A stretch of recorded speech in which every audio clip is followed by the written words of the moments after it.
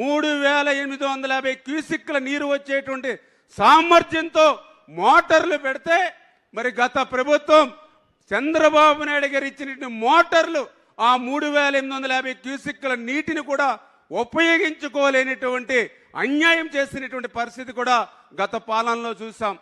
ఇంకా ఎంత అన్యాయం అనంటే ఈ యొక్క నిధులు అందరినేవాక ఇవ్వడం మాటడుంచి పనులు చేయడం మాటడుంచి కనీసం అందరినేవా మోటార్ల బిల్లులు కూడా గత ప్రభుత్వం బకాయిలు పెట్టినటువంటి పరిస్థితి.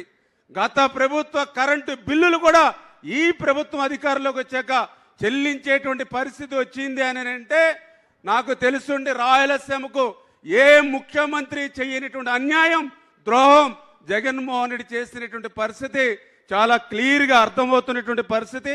ఒక రకంగా ఏదైతే మొన్న 2024లో మీ అందరి ఆశీర్వాదంతో మరి యొక్క హెచ్ఎన్ఎస్ఎస్కే కాదు రాయలసీమకు పట్టినటువంటి గ్రహణం కూడా పోయింది.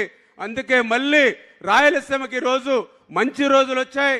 అందుకే మళ్ళీ ఈరోజు చంద్రబాబు నాయుడు గారి నాయకత్వంలో మళ్ళీ రాయలసీమను ఒక రతనాల సీమగా మార్చేటువంటి క్రమంలో ఇవాళ అందరినీ ఒక పెద్దపీట వేస్తూ